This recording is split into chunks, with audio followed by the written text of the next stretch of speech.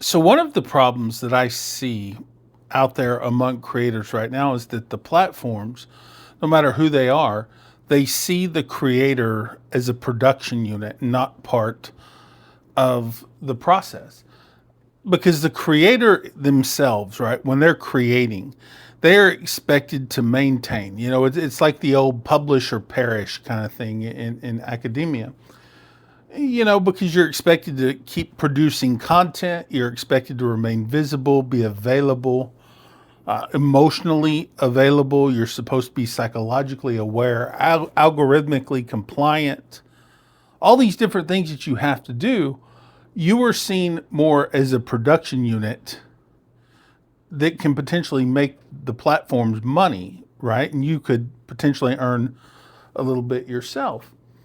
And on top of that, you're supposed to be endlessly productive without any break, and I know some of the platforms are saying that they're focusing less now on consistent upload, but what it seems like the data that we're seeing is telling us that they're telling people this: don't worry so much about your upload schedule, but yet they're still penalizing creators and producers for this.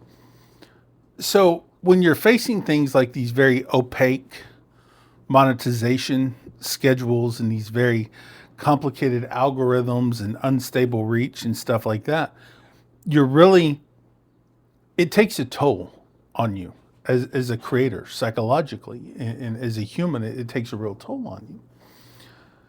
So the system is very structurally disorganizing to an individual, to a person, as they're creating, because it ends up eroding the ownership. It ends up taking away the motivation. It leads to burnout. It leads to alienation, withdrawal, all sorts of things that we're seeing. And this is a very serious issue from a content creator standpoint, from a societal standpoint, and ultimately from the standpoint of the platforms. So the framework that we're developing, that I'm looking at here, is not just a framework about content creation at all. It's about the condition under which the content creators, the platforms, and the audience must all exist equally. And while keeping the producer, the content creator, psychologically intact. And this is a very difficult question to ask, especially under these institutional pressures that we're seeing. So, as it is now, the framework that I'm developing is trying to solve a few different problems throughout this whole chain, right? Because human beings create best when they have this sense of autonomy, right? This flow, this creative flow that we've learned so much about. And they also have this very usable path, right? This way of moving forward. There's clear, direct rules to moving forward. And they have to trust these rules. And they have to trust that they're going to be fair. And they have to trust that they're going to be usable for themselves now and in the future, right? Because this is how business works. And content is becoming a business, right? It already is a business for a lot of people.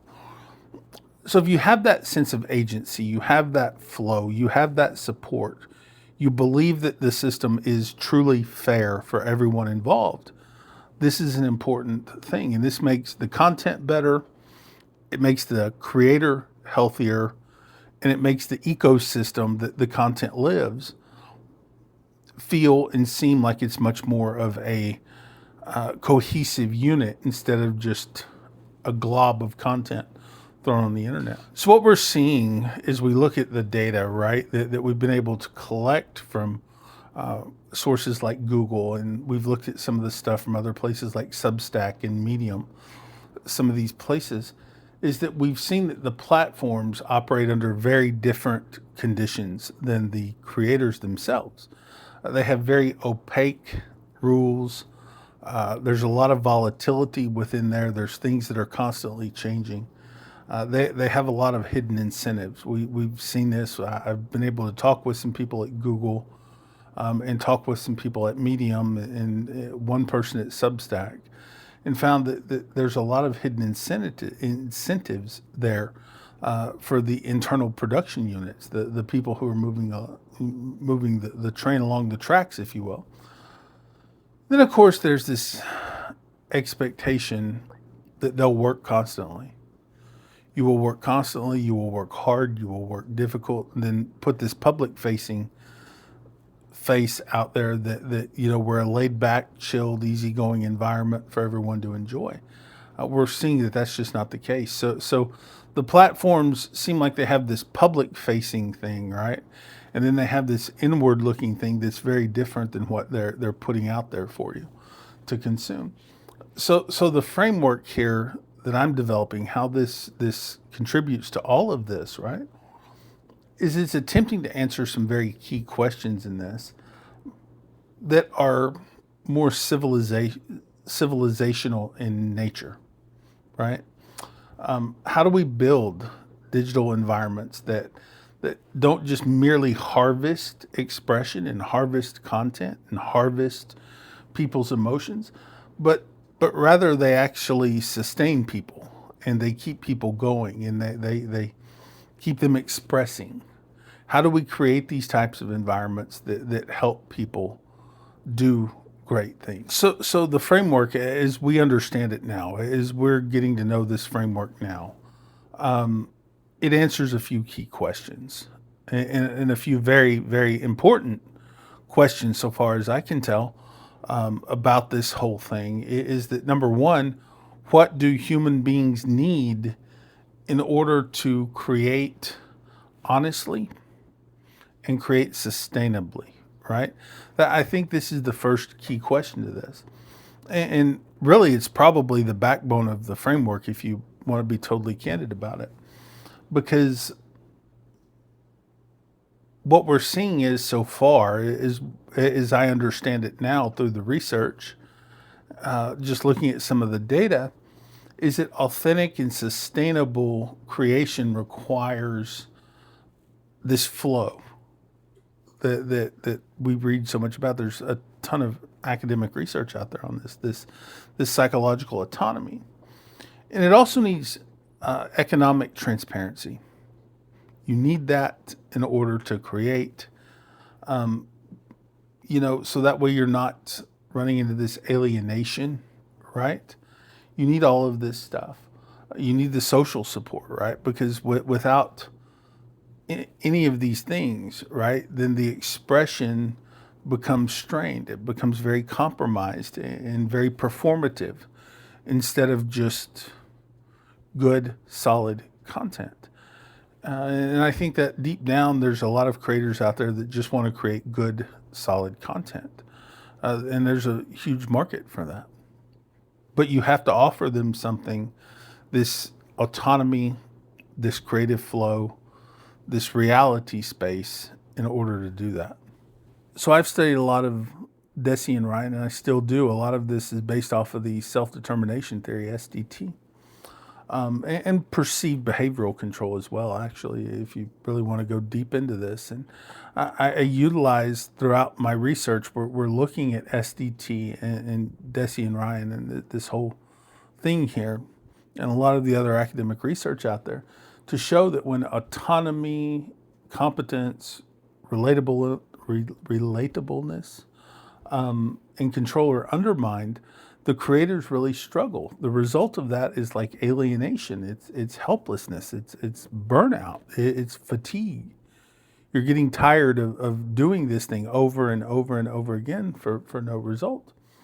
And eventually, I think there's some disengagement and some rebellion as we look at some of the data and what some of the creators have done, right? The behavior of some of these people. So the second question of what happens when the systems create this leaves us a lot of room to grow the framework and to grow the research. So another thing that I'm looking at is what happens when creation of content, right? Whatever it is you're doing, whether you're blogging, whether you're creating videos, whatever it is you're doing, right? What happens when that stops being expression, and what happens when it becomes more challenging? When the algorithm stops promoting you, when the system changes, what happens to all of this? And this is one of the strongest questions that I am looking at here throughout this whole project is I'm asking that when a creator stops speaking from the center of themselves, from their core, from the Dr. Aki Hensta talked about the core. Well, what happens when a creator stops focusing and speaking from their core being, right? And they start playing towards metrics, and a lot of these metrics are very questionable. We don't know if these are actually accurate things or not. And they start giving in to the visibility pressures of being a content creator. And they start facing the monetization uncertainties and all these different things that we're seeing out there. And there's, with all of this, if you start pushing back on this or you start deviating from this a little bit, you're seeing algorithmic punishment, right? From the standpoint of a content creator. So that line matters, right? That line really does matter. Because what we're seeing here is that line between authentic content creation and authentic way of being, right, in the content creation world, is very thin. It's very, very thin. Then we start asking ourselves, can people survive within these creative systems that we're creating? And when they can't survive, what do we do about it? This is the beautiful thing with interventional psychology, I find, is that we're looking at what to do. How can we treat these individuals? And psychology has a lot of room to grow in this. I mean, if you look at things like BPD, there's certain reasons why this still isn't seen as a very viable disorder. What are we going, how do we prevent that in 4, 5, 10, 15 years down the road when these creators start burning out? Because more and more younger people are saying that they want to be creators. How do we support them when the platforms that they've trusted, TikTok, YouTube, Meta, Instagram, when these things let them down? And it's inevitable that they will. I think the data is very clear on this. Eventually, these platforms will disappoint these creators. And it's a hard place to be. So how do we support them? How do we take care of them? How do we care for them psychologically down the road? Do we just rely on some old treatment methods, or do we have to adapt to something very new? It's a real question. There's all kinds of invisible platform changes that happen out there that you just don't see every single day. These things change so frequently. It's unreal. They change to the point where they're not common. Like if a business changed as much as these platforms changed, the business never would have any data to draw off of. And these platforms are talking about that they have all this data. Well, how do they know what this data changes when they're changing their rules and their systems every single week, right? We just don't know. So we're asking in this framework, in this research, how does moderation affect all of this? How are these platforms moderation? The things like the recommendation systems, the independent publications on Medium, which are very suspect in general, which at the heart of the idea, Medium was a great place. It was a great foundation. But now what is it? What has it become? It's just become a second-rate blogging platform with a bunch of rules, almost as bad as Reddit, So I don't know.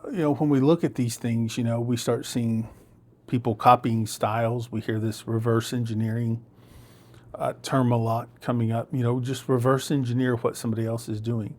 Well, if you're reverse engineering everything, where is that authentic expression, right? So we're seeing how the platforms cater to an audience, but we're also seeing how they harm expression in general. So this is a very big thing. And I think that to be clear, the framework and the research that we're doing here that I'm currently looking under doesn't necessarily diagnose this problem. And perhaps that's a flaw of this research. It doesn't diagnose this problem at all. But it does, hopefully, will provide a blueprint for what we can do about it to, A, make the platforms better for everyone, the platforms, the creators, the audiences. And then B, how do we create a blueprint for if this doesn't change, which I would hope that it would, but I'm not hopeful it will. In the long run, what do we do to support the people that this lets down? Because this is going to, I think the data would be very clear on what we're going to see. You know, things like suicidal ideations, maybe depression. We're going to see a lot of anxiety, a lot of frustration because so many people put their eggs into this basket of content creation. And then, of course, one change, the bottom falls, all the eggs bust. And that's what we're going to see, I think. At least that's where the data is telling us that it's going now.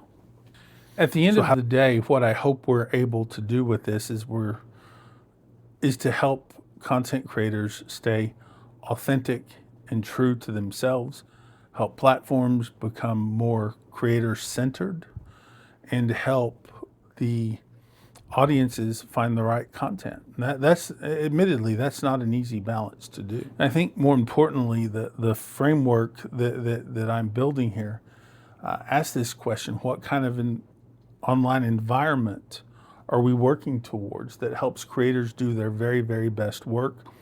It puts the ideal content in front of audiences, and it remains profitable for the platforms because the platforms have to make money, or they wouldn't do it, right? So at the end of the day, that's what we're looking at. So at the end of the day, my platform that I'm building, my framework that I'm building here, starts with a very simple question. And that question is, creators do not thrive just because they're mandated to thrive. And they're not just a monetization tool. They thrive when the environment they have to work within works well and works for them. How do we create a fair and balanced and objective protocol that makes this fair for everyone, not just one side or the other?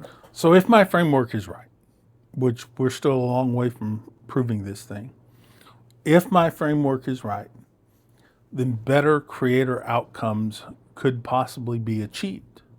And they won't come from just one isolated fix, right? They're going to come from multiple sources. They're going to come from building healthier online communities. They're going to come from building strong social networks and from support bases when things don't work out right. These are things that you have to have. And these are creating spaces that people can create and perform with psychological autonomy and freedom and flow, making their own choices along the way, not just re-engineering what somebody else has done.